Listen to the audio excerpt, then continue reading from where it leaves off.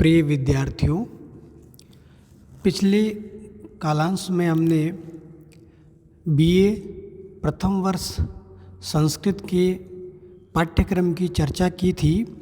इस कालांश में हम प्रथम प्रश्न पत्र का अध्ययन प्रारंभ कर रहे हैं। प्रथम प्रश्न पत्र में काव्य, नाटक एवं प्रायोगिक व्याकरण है।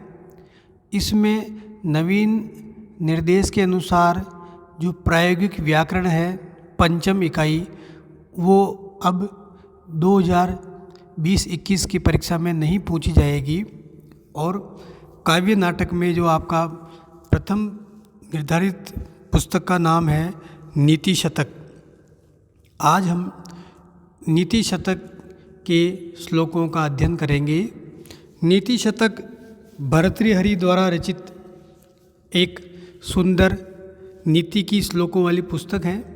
इस पुस्तक में कवि ने अनेक विचारों को अपने भावों में प्रकट किया है, जैसे मूर्ख, विद्वान, मान, वीरता, अर्थ अर्थात धन, दुर्जन, दुष्ट, सज्जन, परोपकार, धैर्य, भाग्य, कर्म। तो ये पद्धतियाँ या इन विशेषताओं के बारे में कवि ने अपने विचार बताए हैं और हम पाठ्यक्रम के अनुसार जो प्रथम और द्वितीय इकाई हैं नीति शतक में से ली गई हैं, उनमें महत्वपूर्ण श्लोकों का अध्ययन करेंगे। आपके प्रश्न नीति शतक में प्रथम खंड में वस्तुनिष्ठ होंगे। उसमें श्लोकों से कुछ प्रश्न उठाए जाएंगे। जैसे इस श्लोक में से प्रश्न बन जाता है कि सुभाषित या सुंदर वचन मन में ही क्यों जीर्ण या गल गए हैं। तो ये इस प्रश्न का उत्तर हमें इस श्लोक को पढ़ने से मिलता है। इसी प्रकार द्वितीय खंड में जो व्याख्याएं आएगी वो प्रथम और द्वितीय इकाई में से आपको श्लोक दिए जाएंगे और श्लोक में से आपको व्याख्या करनी है। तो ये व्याख्याएं इस श्लोकों के ऊपर होगी। व्याख्या का क्रम इस प्रकार रहेगा। सबसे पहले हम श्लोक का प्रसंग लिखेंगे। प्रसंग में हम उस श्लोक को किस पुस्तक से लिया गया है और उस पुस्तक के लेखक कौन हैं, यह लिखते हैं। इसके पश्चात उस श्लोक में जो विषय दिया गया है या लिखने का जो उद्देश्य है उसका संक्षेप में एक दो पंक्ति में लिखते हैं। इसके पश्चात श्लोक का हम अन्वय लिखते हैं और उसके पश्चात कठिन शब्दों के अर्थ और उसके बाद हिंदी व्याख्या या अर्थ लिखते हैं। तो इस पद्धति में हम इन श्लोकों को पढ़ेंगे। जो प्रथम श्लोक हैं वो इस प्रकार हैं। बौद्धारो मत्सरग्रस्ताः प्रभवः स्मय दूषिताः अबोधो उपहताश्चान्ये जीर्णम अंगे सुभाषितम्। बौद्धारो मत्सरग्रस्ताः प्रभवः स्मय दूषिताः अबोधो उपहताश्चान्ये जीर्णम अंगे सुभाषितम्। श्लोक का प्रसंग इस प्रकार है कि महाकवि भर्तृहरि, जो कि उज्जैनी मध्य प्रदेश में उज्जैन के राजा थे, उन्होंने नीति शतक में समाज में अच्छे बातों के सुनने वाले के लोग कम हैं, कोई सुनना नहीं चाहता है, उसके बारे में अपने मन की पीड़ा को बताते हुए कहते हैं कि समाज में अब अच्छी सुंदर सूक्तियों को सुनने वाले कोई नहीं है। इसी को इस श्लोक में बताया गया है। श्लोक का अन्वय इस प्रकार है। बौद्धारः मत्सर ग्रस्ताः प्रभवः स्मय दूषिताः अन्ये च अबोध उपहताः अतएव सुभाषितम् अंगे जीर्णम। कठिन शब्दों के अर्थ। बौद्धारः, बोध अर्थात ज्ञान, बौद्धारः जानने वाले, विद्वान व्यक्ति। मत्सर अर्थात ईर्ष्या या द्वेष, एक दूसरे से जलने की जो मन में भावना होती है उससे ग्रस्ताः पीड़ित हैं।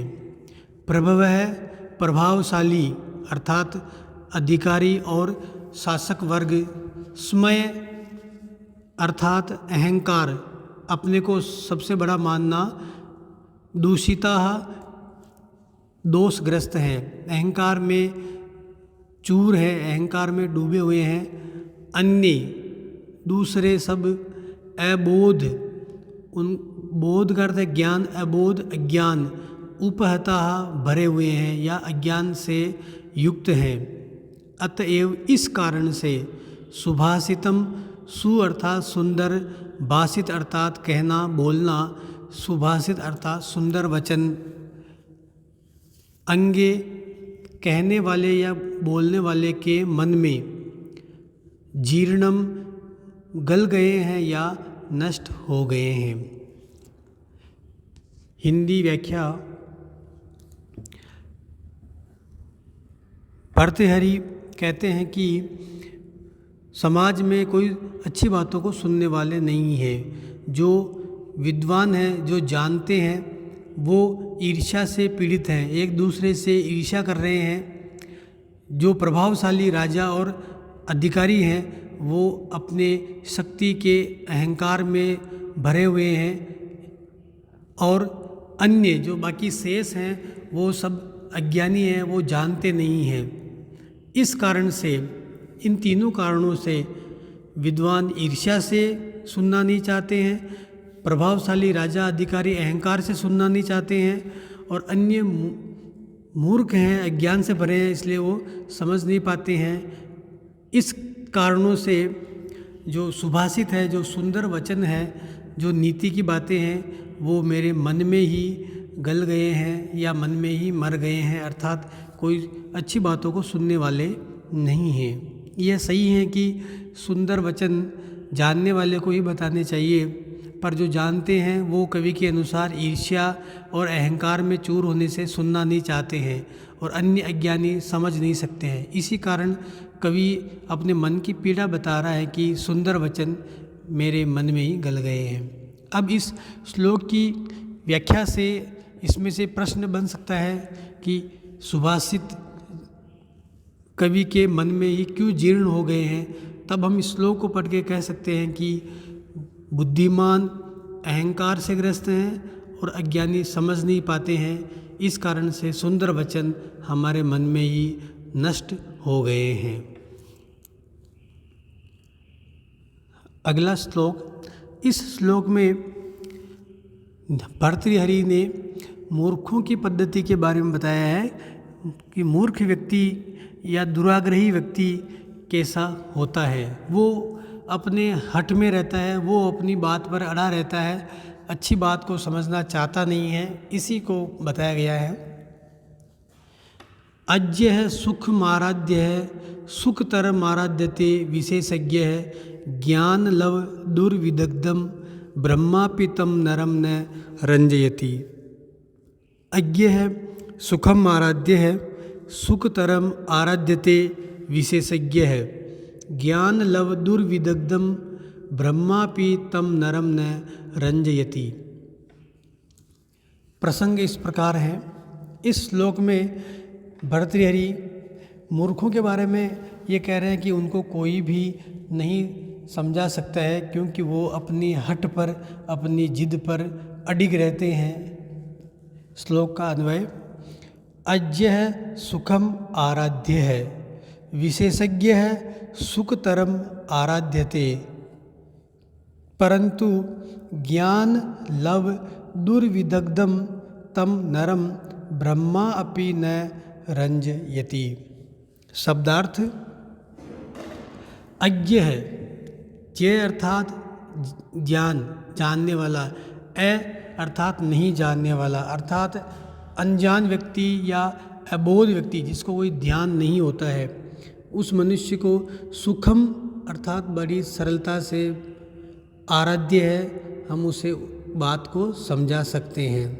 विशेषज्ञ है, विशेष जानने वाले को अर्थात बुद्धिमान व्यक्ति को सुखतरम और अधिक सरलता से आराध्यते समझा सकते हैं, परंतु ज्ञान लव दुर्विदग्धम, ज्ञान अर्थात जानने वाला, जानकारी, लव अर्थात मात्र थोड़ा सा, अति बहुत कम, दुर्विदग्धम अर्थात कम जानकारी में भी अपने आप को जकड़ने वाला, अर्थात मूर्ख को, नरम मनुष्य को, ब्रह्मा अर्थात विधाता, अपि भी, रंजयति संतुष्ट, न नहीं। श्लोक का अर्थ, कवि ये कहता है कि संसार में ज्ञान के आधार पर वो 3 प्रकार के व्यक्ति मान रहा है। पहले हैं मूर्ख, अज्ञ है। मूर्ख व्यक्ति को कवि के अनुसार सरलता से हम समझा सकते हैं, क्योंकि वो नहीं जानता है तो वो जानने की इच्छा से सीख सकता है। विशेषज्ञ जो कि बहुत अधिक जानता है, बुद्धिमान मनुष्य है, बुद्धि होती है तीव्र, उसको बहुत और सरलता से, मूर्ख से भी, क्योंकि उसकी बुद्धि बहुत, समझने की बुद्धि तेज होती है, तो वह मूर्ख से भी बहुत अधिक सरलता से विशेषज्ञ को समझा सकते हैं। परंतु ऐसा मूर्ख मनुष्य जिसको जानकारी तो बहुत कम है, परंतु वह उसको ही बहुत अधिक मानते हुए अपने में ही अकड़ा रहता है, अपनी बात पर अड़ता रहता है, उसको ब्रह्मा अर्थात विधाता भी संतुष्ट नहीं कर सकते हैं। सही भी है, क्योंकि मूर्ख व्यक्ति जो जिद पर अड़ा हुआ है उसको कोई नहीं समझा सकता है, क्योंकि वह बहुत थोड़े से ज्ञान को ही संपूर्ण मान लेता है, तब उसमें कोई सुधार नहीं हो सकता है। इसके विपरीत जो नहीं जानता है उसको समझा सकते हैं, और जो बहुत अधिक तीव्र बुद्धि वाला है उसको बहुत सरलता से समझा सकते हैं। यहाँ पर कवि ने मूर्खों के बारे में बताया कि मूर्खों की हट के कारण उनको कोई भी संतुष्ट नहीं कर सकता है। अगले श्लोक में भी कवि ने हठी मूर्ख मनुष्य के संतुष्ट नहीं होने की बात कही है।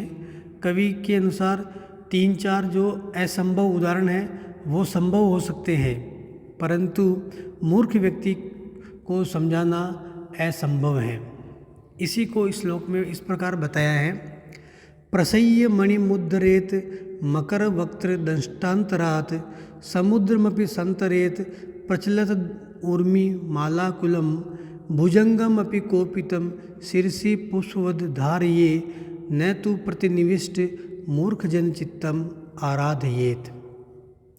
प्रसह्य मणिमुद्धरेत मकर वक्त्र दृष्टांतरात समुद्रमपि संतरेत प्रचलद मूर्मि मालाकुलम भुजंगमपि कोपितम शिरसि पुष्पवद धारये न तु प्रतिनिविष्ट मूर्खजन चित्तम आराधयेत। कवि ने इस श्लोक में कहा है कि असंभव काम भी संभव हो सकते हैं, परंतु मूर्ख व्यक्ति को संतुष्ट करना बिल्कुल भी संभव नहीं है। श्लोक का अन्वय, मकर वक्त्र दृष्टांतरात प्रसह्य मणिम उद्धरेत प्रचलत ऊर्मिम आकुलम समुद्रम अपि संतरेत कोपितम भुजंगम अपि शिरसि पुष्पवत धारयेत परंतु प्रतिनिविष्ट मूर्ख जन चित्तम तु न आराधयेत। कठिन शब्दों के अर्थ, मकर अर्थात मगर, समुद्र में जो मगरमच्छ होता है जल में पाया जाता है मकर। वक्त्र अर्थात मुंह, दृष्ट अर्थात दाढ़, अंतरात अर्थात मध्य में से, मगर के मुंह की दाढ़ के मध्य में से, प्रसह्य अर्थात प्रयास करके, शक्ति लगा करके, मणिम अर्थात रत्न को, बहुमूल्य पत्थर को, उद्धरेत उद्धार अर्थात मुंह से बाहर निकाल सकते हैं, प्रचलत चलती हुई, उर्मी अर्थात तरंग, माला अर्थात पंक्ति, आकुलम अर्थात व्याप्त अर्थात समुद्र में चलती हुई तरंगों की पंक्तियों से युक्त, समुद्र अर्थात सागर, अपि अर्थात भी, संतरेत तैर कर पार कर सकते हैं। कोपितम अर्थात क्रोधित हुए, क्रुद्ध भुजंगम अर्थात सर्प, अपि यानी भी, पुष्प अर्थात फूल या कुसुम वत समान, पुष्प के समान, शिरसी सिर के ऊपर, धारयेत धारण कर सकते हैं। प्रतिनिविष्ट अर्थात जो अपनी हठ पर अड़ा हुआ है, मूर्ख जन अर्थात मूर्ख व्यक्ति के, चित्त अर्थात मन को, न आराधयेत नहीं संतुष्ट कर सकते हैं, प्रसन्न नहीं कर सकते हैं। हिंदी अर्थ, यहाँ कवि ने मगर का, समुद्र का, सर्प का उदाहरण दिया है कि इन के संबंधी 3 असंभव काम संभव हो सकते हैं, परंतु मूर्ख व्यक्ति के संतुष्ट करने का काम असंभव है। पहला उदाहरण दे रहे हैं कि कोई मनुष्य प्रयास करे तो मगर के मुंह की दाढ़ के बीच में से शक्ति लगा करके और बहुमूल्य रत्नों को निकाल सकता है। दूसरे उदाहरण में कि भयंकर तरंगित समुद्र को भी कोई व्यक्ति प्रयास करके पार कर सकता है। तीसरे उदाहरण में कहते हैं कि बहुत क्रुद्ध सर्प को भी कोई व्यक्ति पुष्प के समान सिर पर धारण कर सकता है। अर्थात ये तीनों काम सामान्यतः असंभव है, पर कवि के अनुसार ये असंभव भी संभव हो जाएं, परंतु दुराग्रही जो अपनी हठ पर अड़ा हुआ है, ऐसे मूर्ख व्यक्ति के मन को कोई भी संतुष्ट नहीं कर सकता, ऐसे मूर्ख को कोई भी समझा नहीं सकता है। अगले श्लोक में पुनः कवि ने मूर्ख व्यक्ति को संतुष्ट नहीं करने की बात कहते हुए ऐसे ही पहले के समान और उदाहरण देते हुए कवि कहते हैं, लभेत सिकतासु तैलमपि यत्नयत पीडयन् पिबेच्च मृगतृष्णिकासु सलीलं पिपासार्दितः कदाचिदपि पर्यटन शश विषाणम आसादयेत न तु प्रतिनिविष्ट मूर्खजन चित्तम आराधयेत। श्लोक के प्रसंग में कवि यह कहते हैं कि मूर्ख व्यक्ति को संतुष्ट करना या समझाना असंभव है, भले ही दूसरे असंभव काम संभव हो सकते हैं। श्लोक का अन्वय, मानवः यत्नयतः पीडयन् पुरुषः सिकतासु अपि तैलं लभेत पिपासार्दितः मृगतृष्णिकासु च सलीलं पिबेत पर्यटन कदाचित ससविषाणम अपि आसादयेत परंतु प्रतिनिविष्ट मूर्ख जन चित्तम तु न आराधयेत। कठिन शब्दों के अर्थ,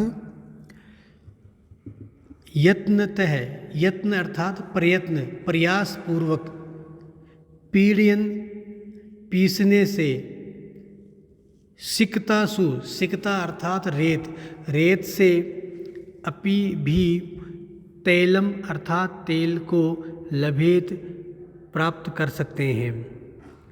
पिपासा अर्थात प्यास, अर्दितः पीड़ित, प्यास से पीड़ित, मृग तृष्णिकासु, मृग तृष्णिका अर्थात मृग मरीचिका, सलीलम अर्थात जल को, पिबेत पी सकते हैं, च अर्थात और, पर्यटन अर्थात पर्यटन करते हुए, इधर उधर भ्रमण करते हुए, कदाचित कभी कभी, शश अर्थात खरगोश, विषाण अर्थात सींग, आसादयेत प्राप्त कर सकता है।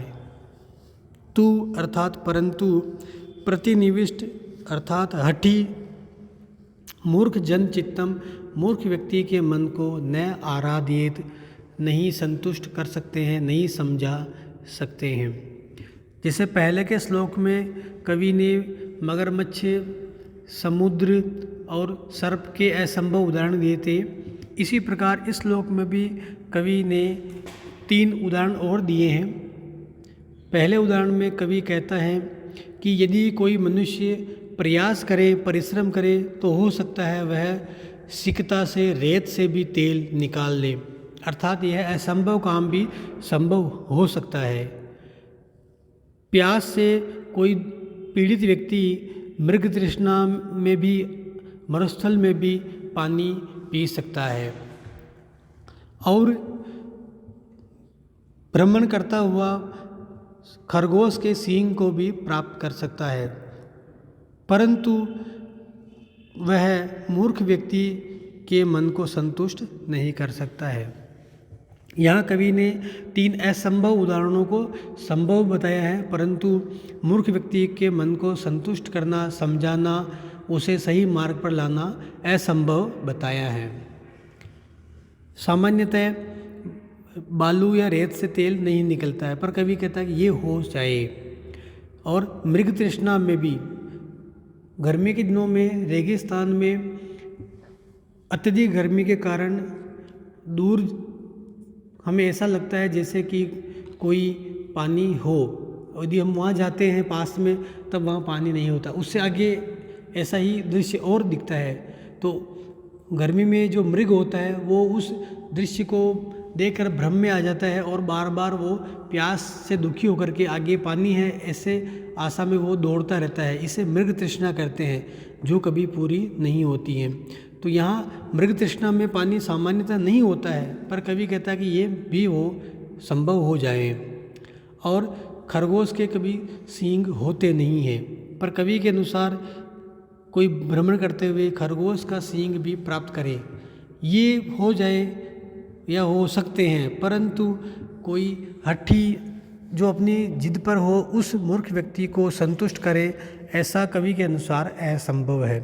तो यहाँ पहले वाले श्लोक में 3 उदाहरण दिए थे और इस श्लोक में और 3 उदाहरण देकर के 6 उदाहरणों से कवि कह रहा है कि असंभव कार्य संभव हो जाएंगे, पर मूर्ख व्यक्ति को समझाना संभव नहीं है। इस प्रकार इस कालांश में हमने महत्वपूर्ण श्लोकों को पढ़ करके और उनकी हिंदी व्याख्या करने का प्रयास किया है। आप इनको पुस्तक में और पढ़ें और इनसे जो प्रश्न बनते हैं वो 2 अंक के बन सकते हैं। इसके अतिरिक्त खंड ब में जो व्याख्या आएगी वो हमें इसी प्रकार प्रसंग, अन्वय, शब्दार्थ और उनके हिंदी अर्थ लिखते हुए विशेष टिप्पणी भी आप लिखते हुए इनकी व्याख्या करें। और पुनः ध्यान देवें कि 5वीं इकाई इस वर्ष की परीक्षा में विश्वविद्यालय द्वारा हटा दी गई है, अतः आप प्रथम प्रश्न पत्र में प्रायोगिक व्याकरण को नहीं पढ़ें। इसी प्रकार द्वितीय प्रश्न पत्र में जो 5वीं इकाई है अनुवाद हिंदी से संस्कृत में, वो भी नहीं आएंगे। धन्यवाद।